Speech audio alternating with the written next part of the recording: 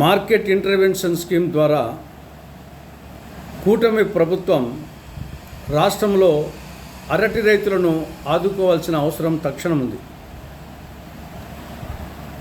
ప్రస్తుతం రాష్ట్ర వ్యాప్తంగా అరటి పండించే రైతులు తీవ్ర ఆర్థిక ఇబ్బందులకు లోనయ్యారు. పంట చేతికొచ్చింది, కానీ అడిగేవారు లేరు, కొనేవారు లేరు, వ్యాపారస్తులు రావడం లేదు, ప్రభుత్వము జోక్యం చేసుకోవడం లేదు. దీనివల్ల తమ కళ్ళ ఎదుటే కాయలు పండ్లు మాగి కింద పడిపోయే పరిస్థితి. ఒక ఎకరా అరటి పంటకు దాదాపు 1,25,000 నుంచి 1,50,000 వరకు ఖర్చు అవుతుంది. గతంలో ఒకానొక సందర్భంలో టన్ను 32,000 రూపాయల వరకు వ్యాపారులు కొన్నారు. కానీ ప్రస్తుతం 4,000 రూపాయలు కూడా అడిగేవారు లేరు. ముందు అడిగేవారే లేరు, ఒకవేళ అడిగినా 4,000 రూపాయలకు టన్ను. దానివల్ల కూళ్ళు కూడా గిట్టవు, ఆ కోసిన దానికి కూళ్ళు కూడా రావు 4,000 రూపాయల టన్నుకైతే. అందువల్ల ఏమి చేయాలనో అర్థం కాక రైతులు అల్లాడిపోతున్నారు. మరి ఈ పరిస్థితుల్లో ప్రభుత్వము మార్కెట్ ఇంటర్వెన్షన్ స్కీమ్ ద్వారా జోక్యం చేసుకోవాలి. కానీ నిమ్మకు నీరెత్తున్నట్లు రోమ్ నగరం తగలబడిపోతూ ఉంటే నీరో చక్రవర్తి ఫిడేల్ వాయిస్తా కూర్చున్నట్లు నిమ్మకు నీరెత్తినట్లు ప్రభుత్వం ఉంది. ఇక ఏమాత్రం ఆలస్యం చేయకుండా కూటమి ప్రభుత్వం వెంటనే మార్కెట్ ఇంటర్వెన్షన్ స్కీమ్ ద్వారా టన్ను అరటి పండ్లను కనీసం 15,000 రూపాయలకు ప్రభుత్వమే కొనాలని చెప్పేసి కాంగ్రెస్ పార్టీ డిమాండ్ చేస్తూ ఉంది. మీరు స్థానికంగా వినియోగాన్ని పెంచండి.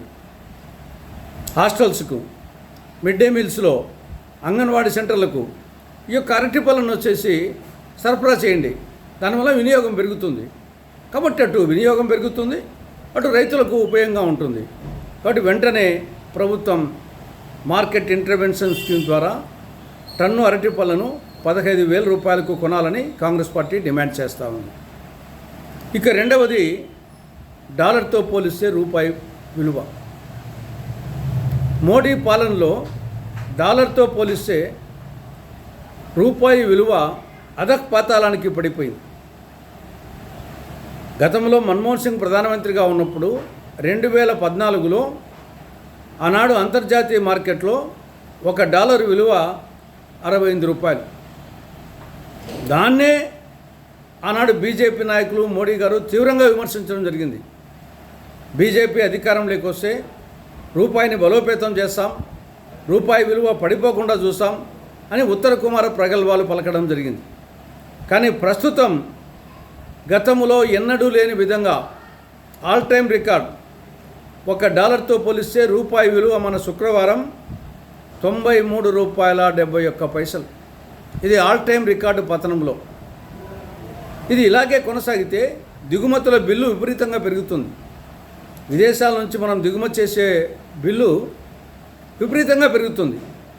అటు పెట్రోల్ కానీ, డీజిల్ కానీ, పప్పు దినుసులు కానీ, నూనెలు కానీ, ఎరువులు కానీ, వీటి ధరలు విపరీతంగా పెరుగుతాయి. అదేవిధంగా విదేశీ విద్య చాలా కాస్ట్లీ అవుతుంది. కాబట్టి వెంటనే మోడీ ప్రభుత్వం రూపాయి పతనాన్ని అడ్డుకునేదానికి చర్యలు తీసుకోవాలని కాంగ్రెస్ పార్టీ డిమాండ్ చేస్తూ ఉంది.